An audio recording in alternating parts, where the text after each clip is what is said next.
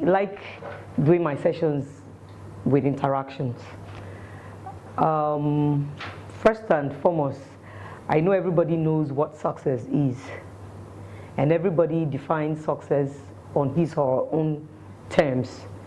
Some people relate success to maybe family. Generally, you're supposed to be married when you are maybe from 25, 30. Oh, I'm married, so that makes me successful. I have children, that makes me successful. I'm supposed to go to school, right? That makes me successful. I started working in the civil service from level 6, and now I'm a director. You can also call that success. But the simple definition of success I like to tell everybody is achieving what you so desired. What you so desire. That's the simple definition of success. Because you want something. When you want something, you go for it. And it's only when you have what you desire that you know that, oh, I have reached that goal, I have accomplished, I have succeeded, I have acquired. That's just the simple definition. And I like to ask people questions. How do you do that?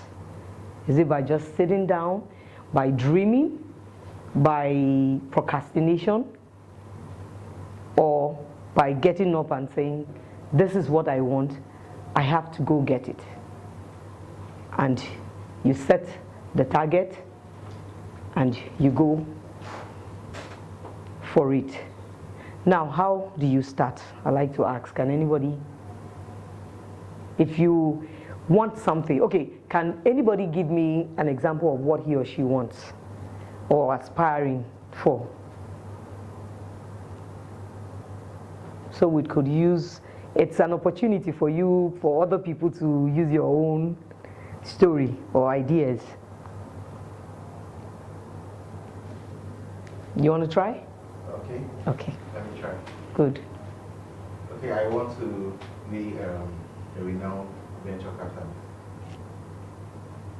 A renowned? Capital venture business. I want to have a capital venture. A renowned one? Yes.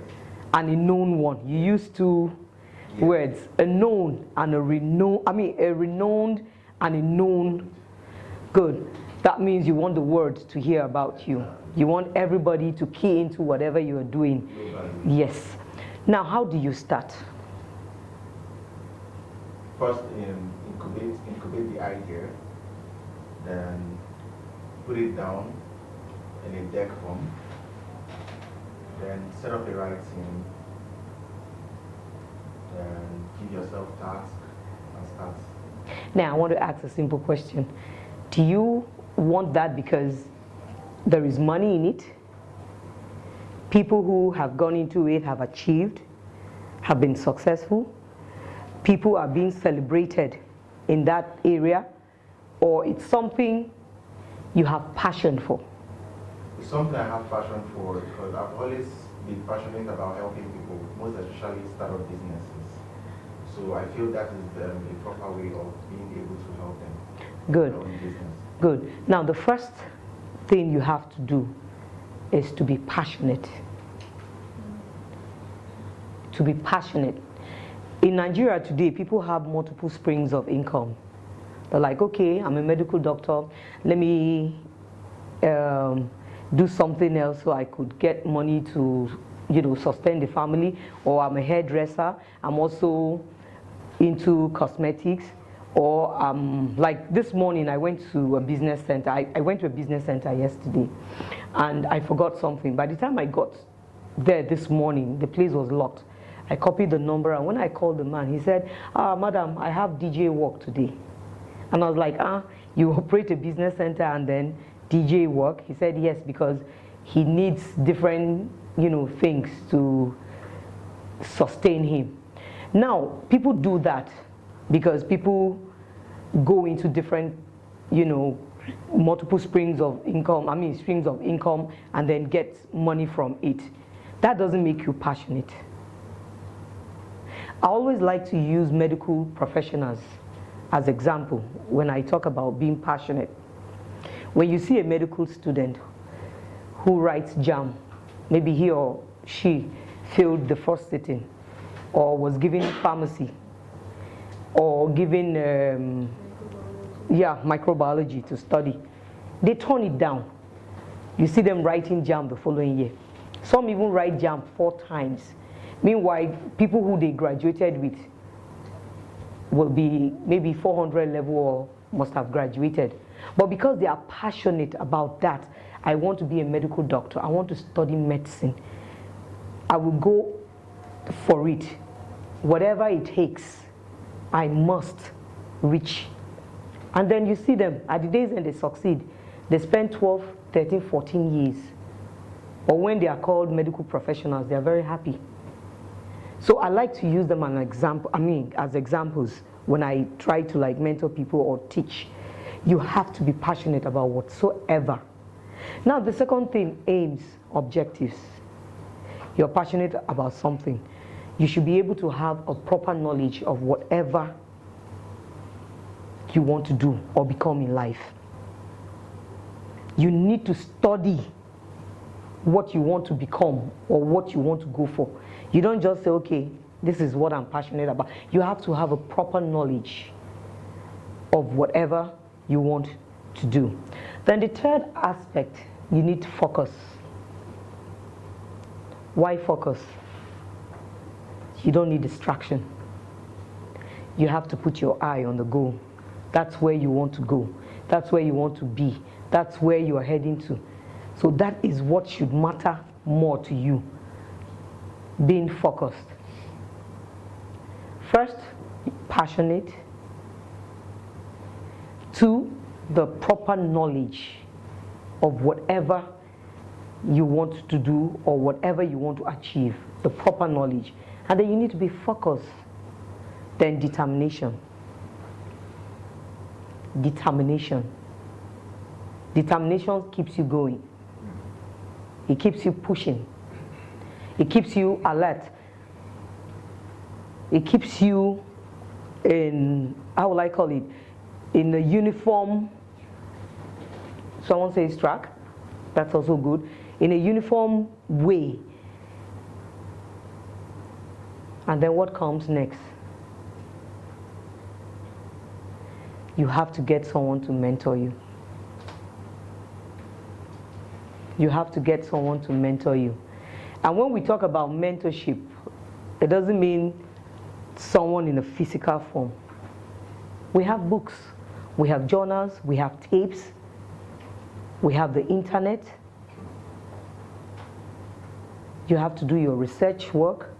You need to look for people who must have told that line before, those that have failed. You learn from their mistakes. You check why they had flaws, how they made corrections, and where they are heading to. And by the time you do those checks, and then you find out that, okay, if I want to mentor, for instance, Mr. Mevon, and then he's successful in a lot of things, and at a point in time he broke down, and then maybe his companies were like on the standstill and all that. You check those things that made his company at a standstill, and then you compare with other people. They also made these kind of mistakes. Did he tore the path they also took? How successful did he become, or has he become after he corrected his mistakes? Can I compare it to Mr. A and that of his? And that is where you now decide, okay, yes, I'm on the right track. This mentorship I'm under will lead me to where I am. Will lead me to where I am. Now, a lot of people make mistakes, be it in business, in personal life. When we talk about comparison, it differs. Comparison differs. I want to be somewhere in 2 years. Some people, it takes them 5, 6 years, but they get there. Some people will say, like, in 2 years, I want to be somewhere. And then in 6 months, they're there. Can anybody guess the secret to that? Someone starting takes 6 years, another 2 years, and mentorship. Mentorship. And not just any type, the right one. If it takes you a very long time to get to where you are, that means you're on the wrong track. You may get there, but you are seriously on the wrong track. Now, when you get there, what do? You need to sustain yourself. You don't just become successful and then you're like, okay, yeah, I've arrived, I've reached my peak, so now I'm going to relax. You need to sustain yourself. And for you to sustain yourself, you have to be good. And when I say good, you have to be damn good. Not just good. That good has to have invited commas. You need to be very good for you to be able to sustain yourself. For example, in Nigeria that we live today, times are hard. There's a lot of competitions. A lot. I want to be a hairdresser. There are a lot of hairdressers. I want to be a psychologist. There are a lot of psychologists. You want to be a native doctor? I want to be a chef. In fact, I go all out of my way to impress my clients so that I can stay in the business. Because other people are good too. You are not the best person. If one person have mentored you and you feel, oh, that book or that tape or that individual is good, my dear, there are a lot of good people out there. And if you took that chance to like, okay, let me sustain myself, there are a lot of people who are also trying to sustain themselves. So you keep going. That's one thing about success. You never stop. You never stop. The day you stop winning. The day you stop winning. Now when you sustain yourself, what do? You create a name. People know you. People know the brand. You create a brand. People know you. People associate with you. And a lot of people are successful today and maintain that success because of followership. True. Followership. You will discover that you may be better than someone who has a lot of followers. Yet, that person is better than you. Followership. Followership brings about recommendations. People recommend you when they know that a lot of people are happy with what you do. A lot of people are associated with you. A lot of people want what you have, want to tap from what you have or what you know. That is the only time you can say you're successful. That's the only time. That's the only time. Like he said earlier, he said sometimes you reach out to get something, you don't pay for it, you don't know the value. So you just say, I got it by chance. You use it anyhow, or you don't even use it at all because they say what you don't suffer to get, you don't even have value for it. You only have value for the one you spent your money. Every single little advice any mentor can give, it's valuable. It's valuable. It's valuable. In the world we are today, we are very, very fortunate. We're very, very lucky. 15, 20 years ago, you don't have people talking to people about these things. Some people go to learn it in school. Some people watch people. Like, for me, my father is my mentor. Right from when I was small. Every little thing he does, I either try to copy, or I try to be like him, or I try to be better than him. When I look up to him, I see success. So now, success is not just about the books you read or the mentors you find online or on tapes or in journals. They're also about the people around you. I start with friends. No, let's start with family. Your family. If you look around the family circle, there must be one or two persons that you look up to in your family. Even if you don't look up to that person, there must be one person that, like, okay, I admire my elder sister or my elder brother, or if it's my mother, she does this. Those little things are things you pick interest in a person. Then we go to friends. What kind of friends do you keep? Are they the friends that draw you back or give you a push, or the ones that find opportunities for you, or the ones that just keep dragging you back? The church is also a place to get mentored or to be a mentor. The mosque is also a place. The community is also a place. But the first and second, which is the family and friends, that describes you, that molds you, that shapes you. Because you have more interaction with this set of people, the family circle, the friendship circle. And that helps build you, and that helps push you. You want to be somewhere in 5-6 years, and the people around you are people who would not take you even up to 6 months. Why hang around them? Those are the questions I keep asking. Why hang around them? I'm not saying you should forget about them. Everybody has a value.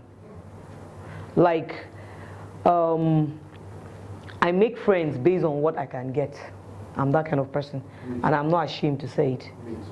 If I know I can't benefit from you, I won't be your friend. I don't just give, I give and take. I tell people it's a trade by barter thing. What do you have to offer? What do you have to bring to the table? If you're a friend who makes me happy, yes, I'm with you because you make me happy.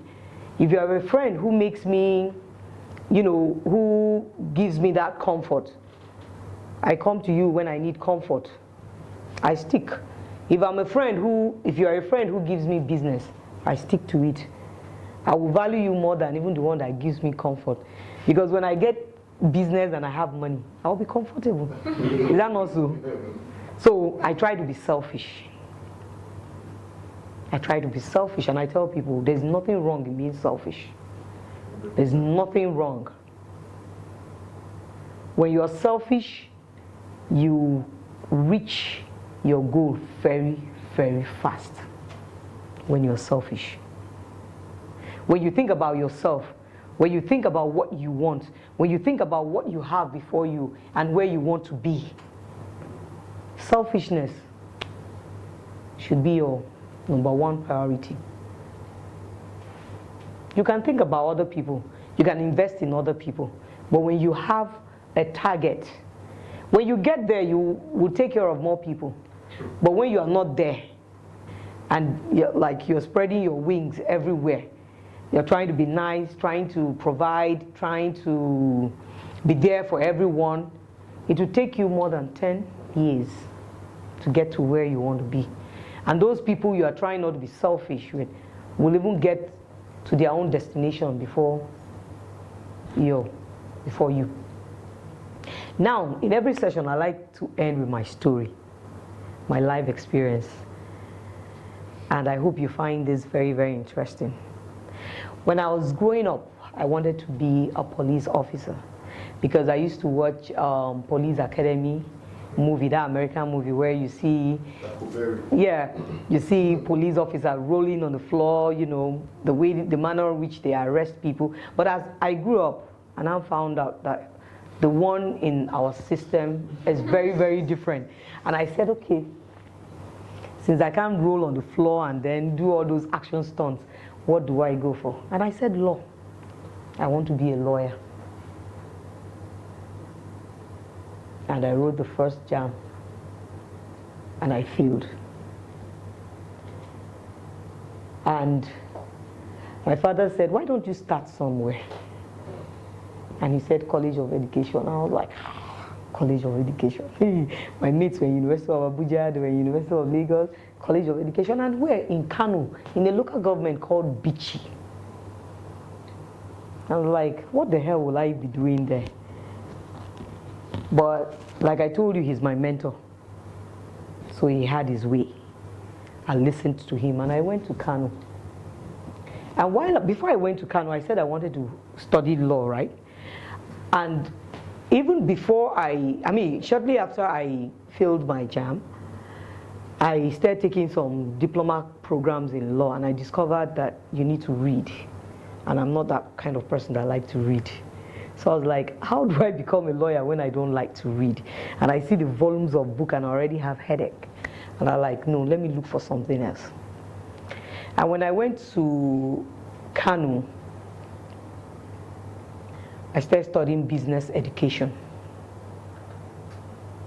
I spent 3 years there and I left. And I came to ABU Zaria, where I was studying political science. I haven't completed 4 years plus an extra semester, so let's just say 5 years. While waiting for my NYC service, I discovered I was not a student. How did that happen? My admission was fake, but all through the 4 to 5 years I was paying school fees. My result was coming out. I was burning candles, studying, doing all the drafts in the hall to pass. And suddenly, while waiting for youth service, I was told I'm not a student. And that was my first major breakdown. And I was like, okay, so all these dreams and all these things I want to achieve will just go down. And that was the same period I wanted to get married. And I felt, okay, now all I needed was comfort. And unfortunately, the person I was going to get married to used my school problem, to like slander me. And I felt betrayed.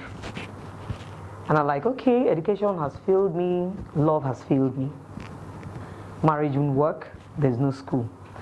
And like I told you, my father is my mentor. So he sat me down and he began to lecture me. You want to get to somewhere. Definitely, there may be obstacles. I didn't talk about obstacles because I wanted to share this story with you. And then I'll bring in the obstacles. Definitely, there will be obstacles. It's how you pick up, how you get up, and how fast you want to now move. And I said, okay, I can try again. And I got admission into University of Abuja. The first day I was on queue, the security men were just pushing us. And I'm like, after doing 5 years now, I'm here and there with all these jam bites and then the security man pushing me here and there. And I wept that night. And I'm like, can I go on? But something kept pushing me. And what was that? My mentor.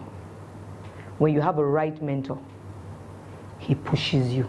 He tells you it's time to get up. He tells you, no, you don't need to slack. You don't need to sleep. Wake up. And then I started. And with God on my side, 4 years passed. We didn't have strike. No internal problems. No ASU strike. And while I was waiting for admission into the university, I said, okay, why don't I start a program? And I started a diploma in journalism. And while I was doing that diploma in journalism, my second year was when I got admission. So I was shuttling between the institute and the university. And by the time I got my degree, I started a postgraduate diploma in journalism. Before I finished, I now did a master's in international relations. And I also had a master's in education. And I'm currently doing my PhD. Why am I telling you this? There are certain things you want to do in life, and life keeps frowning at you and keeps telling you, no, you can't do it. You can do it, my dear. You can. Only if you have the right mentor.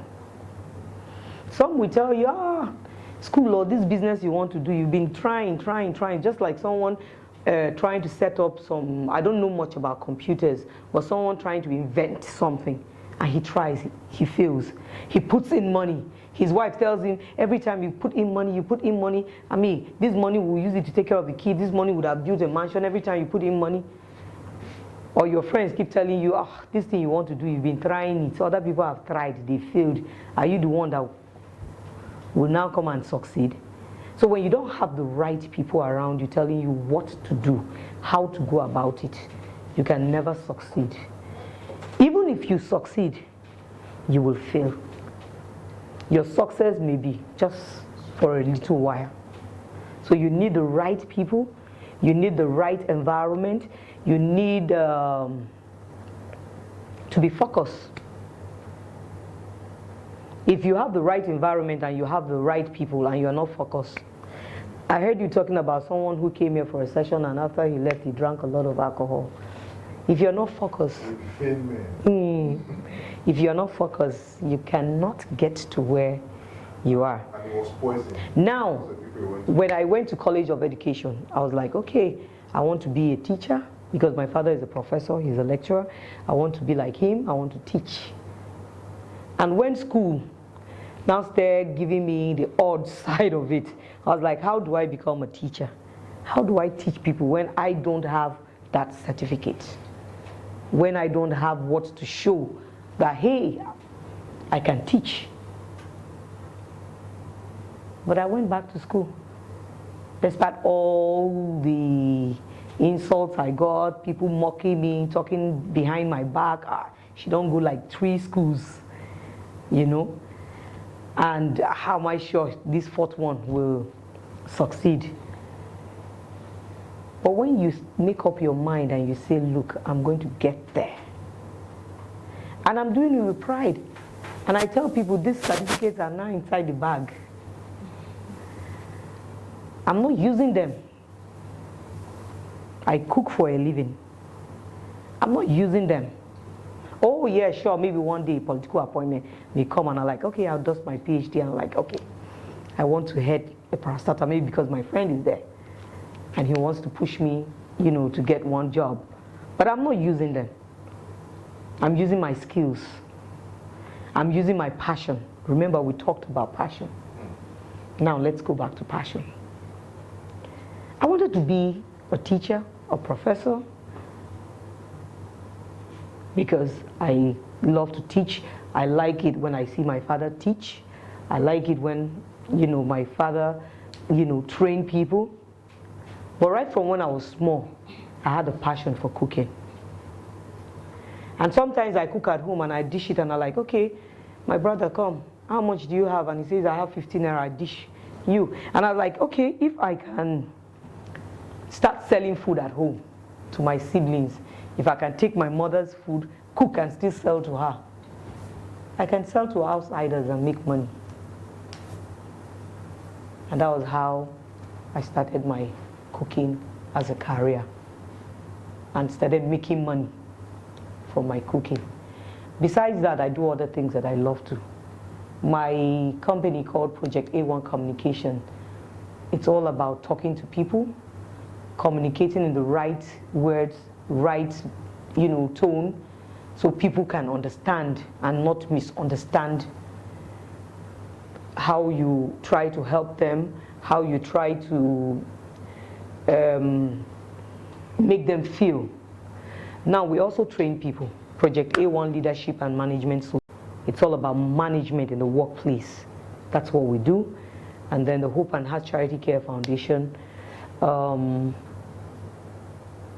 got inspired because of my childhood story.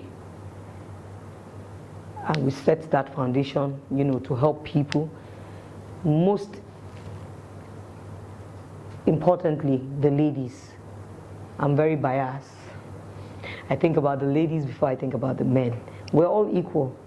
But I feel women have been, I'm not a feminist, But I feel women have been marginalized, and women have been, how do I call it? Women have not been supported. So I think about the women first. I don't tell women to be feminist. No, I don't support that. But I only tell women that you are also a human being like your male counterpart. You can also become what you want to be. You can also be placed where a man is and you can do better. You also have a voice. That's where the foundation tries to reach out to people. And then doing a PhD in leadership, public governance and leadership. I like to put the difference someday in the nation, in this Nigeria. I believe in Nigeria, and I believe it can get better. So we're hoping we all can make Nigeria a better place someday. So that's just basic. That's just the basic of my story. And I hope you find this very, very interesting. And I hope you have learned one or two things from my story. And I wish you all the best. Thank you. Thank you. Okay, please, you can ask your. Now, remember, I told you I wanted to. I wanted to, that word. Passion is different from desires. Passion is also different from want. I was wanting to become something I didn't have passion over. I wanted to be a policeman. Remember I said, oh, because I'm a policewoman because I watched the movies. So it was more like, imagination. Those are the stunts I would do. Yeah, law, because I used to see them with their wigs, how they talk in court, and people respect them. So I was looking for a day where I'll be respected. I'm like, okay, being a lawyer comes with respect. Why not choose that? And a teacher, yes, I have passion for it, but not as much as cooking. So after towing all these parts, I still came back.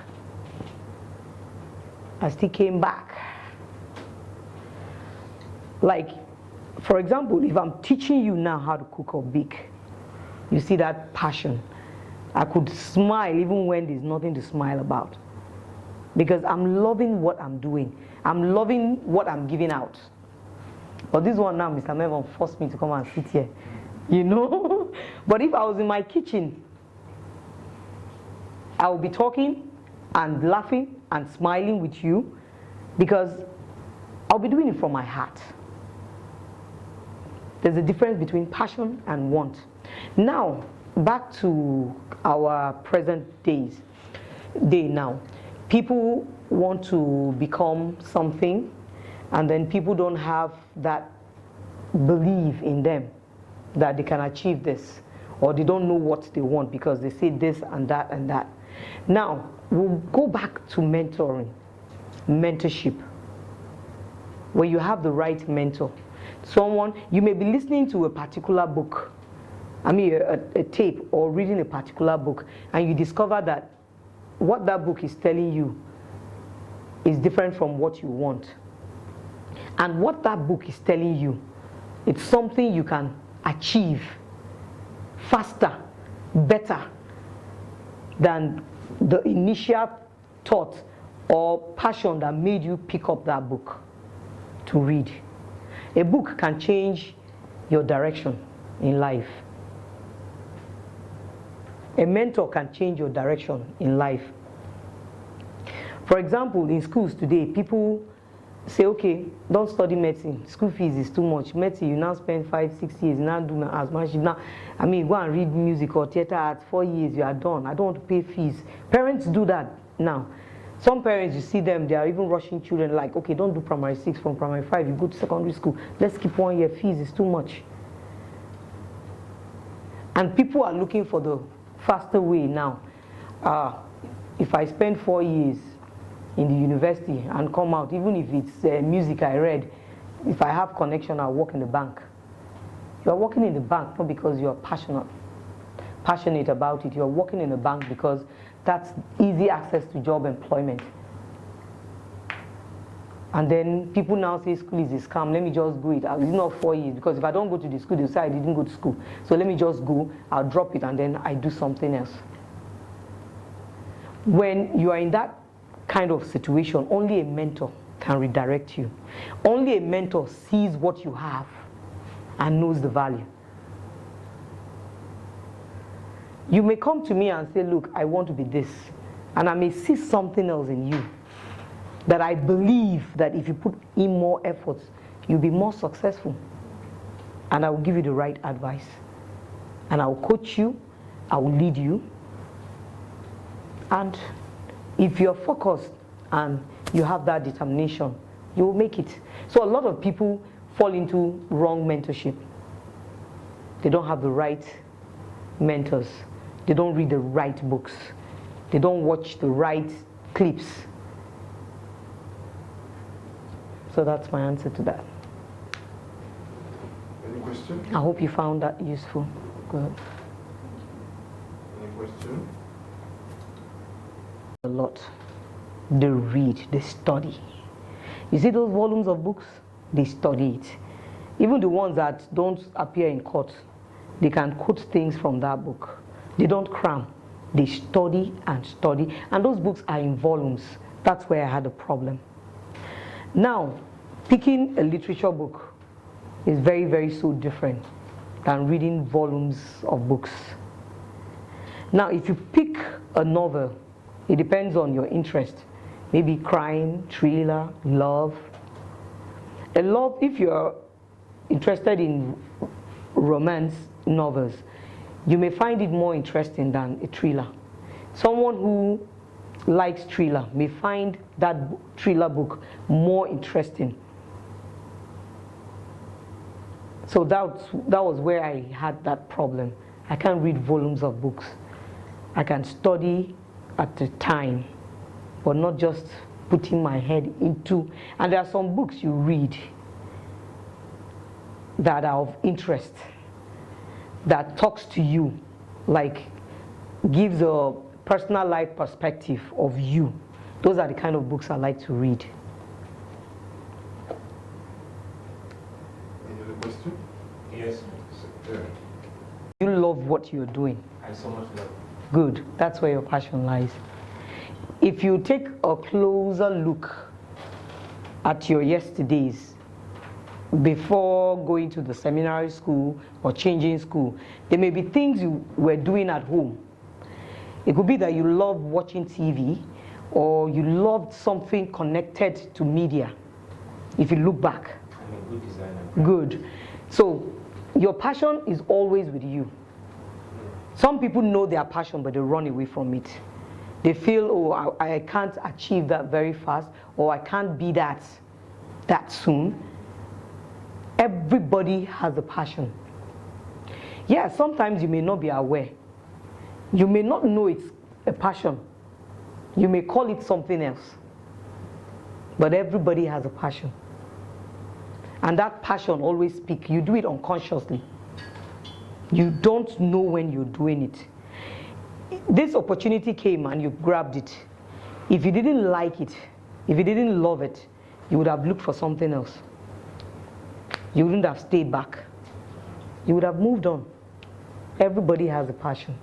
So would you say people can just stumble into their passion? Not stumble.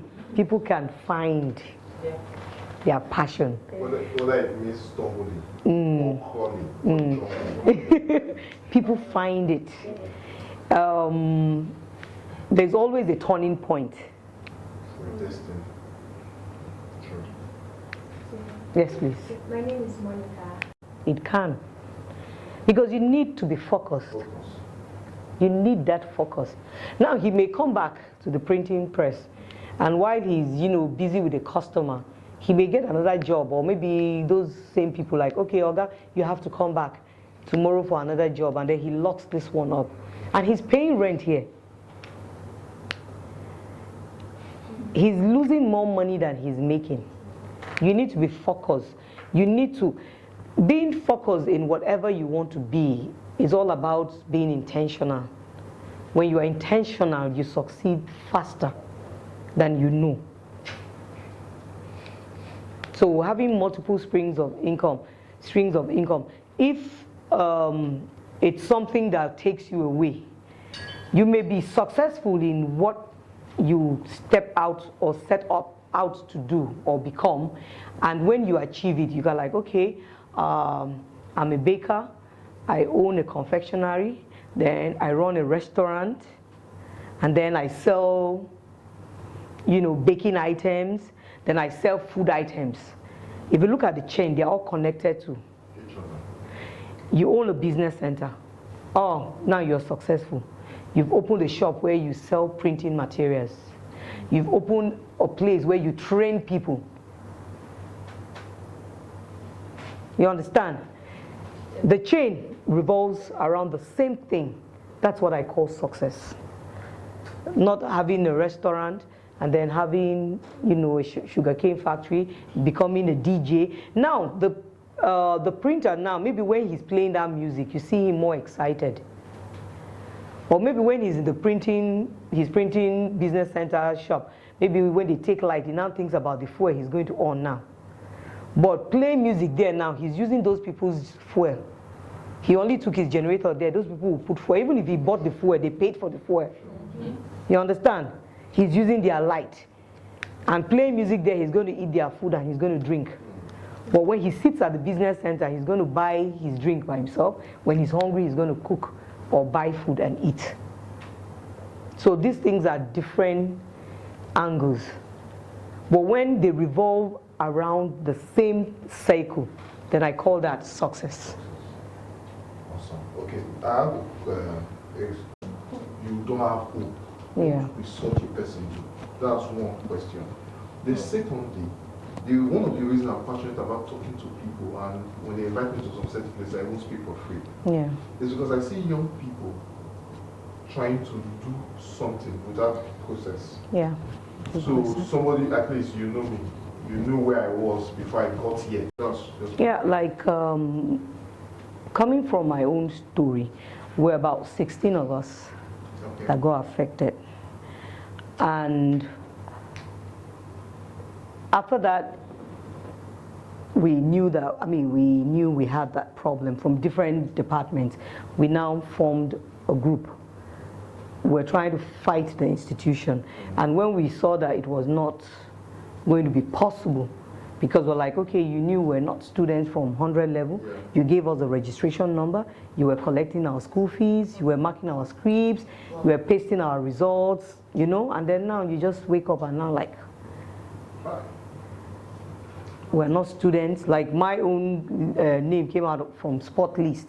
Like Zaria appreciates sports very well, so they give special, attention to people who are into sports. They have a particular list they call the sports list. So my name fell under that. Now back to your question. Among the 16 of us, there were 2 I was quite close with, and then I used to check on them, guys. And then one of them went into drinking, depression. He had a similar story. He would do assignments for people to get paid. He would lay bricks as a student. In fact, when we went for the last appearance at the Senate, he almost jumped from the Senate building, 8th floor. He wanted to commit suicide. And then after they announced they're checking on him. I had to draw him closer. He's also a graduate today. I had to draw him closer. I now told my father about the story, and then we decided to support him. He was in University of Abuja with me. We studied the same thing. Now, when you don't have the right people around you, that's the problem. Depression is real. Depression starts when you start thinking.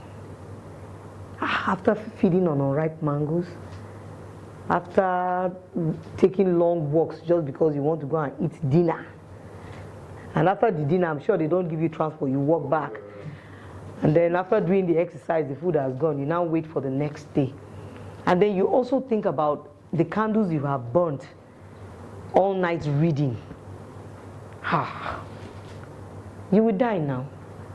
Even me that had that support, I was almost dying. Yeah. I was almost dying. But because I had someone who was there for me, pushing me, supporting me. Most people found NGOs or programs like this to reach out to such people. They look for such people, they hunt. That process also helps. Because for some people, family are never there for them. Friends are never there for them. So when you hear that someone has jumped from Third Mainland Bridge, it's depression. And this kind of story can cause depression. It can cause high BP. High blood pressure, high BP drugs are quite expensive. You may not be able to afford them and you die.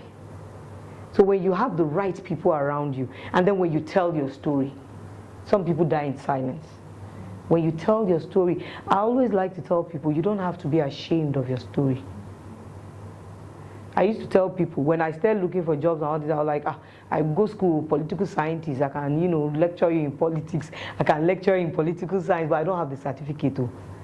But I can teach, I can do this, but I don't have the, I used to tell people,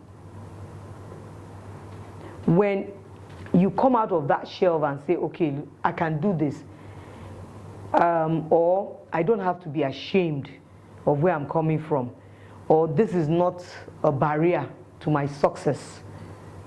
Even without a mentor, if you are strong-willed, there are some people who have determination no matter what. There are some people that don't have mentors. Who, if you ask them who is your mentor, who do you look up to? He will tell you, I look up to God, I look up to myself. I believe in myself, I don't believe in Mr. A, Mr. B. But the most important thing is people being there for you. Or I tell you, you will die. Because I almost died. You will die. And I think the government too should try to set up institutions that help people. But the most important thing is telling your story. And when you tell your story, you heal very fast. True. When you tell your story, you are not ashamed. If someone wants to even gossip behind you that she doesn't have a certificate or she doesn't have a husband, you're like, oh yeah, she told us, she told us, or he told us, or we know. When you are able to tell your story, you stop hurting. True. When you're able to tell your story, that means you're ready to move on. True. That means you're ready to take the next step. So I always advise people, tell your story. It helps. It helps the healing process. It helps get assistance, even if it's not financial assistance. That support system, you help build it very fast by telling your story. Now, to your second question, the Nigeria we are in today, everybody wants to be fast. You understand? Even in the house now, married women, they are extorting money from their husbands. How much is Maggi? Maggi is 800, the pay is 900. Because I have to save that 200 naira. You understand? So it's everywhere. It's everywhere. But the problem, it's the system itself. That's why I fault it. I'm not saying you need to go and do Yahoo because Nigeria is bad and Nigeria led you to do whatever. If you go and do it and you are caught, Nigeria will smile away and it's you that will be crying. But the system itself doesn't work. The system does not work. We need people to put in the right structure for the system to work. We need the right people. And then people coming, being on the first lane. First, Yoruba calls it Oju Kokoro. What do you call it? Is it Oju Kokoro? Long throat. When you have that, you want to be on the fast lane. Your neighbor has, 2 cars. You want to have 2 cars. Your friend wears jewelries. Now, it's not just about the Yahoo. Like ladies too do that. Either into prostitution, having more than one sex partner, or because we want to maintain the status quo. Married women being promiscuous in their marital homes because they want to make money, to maintain a lifestyle.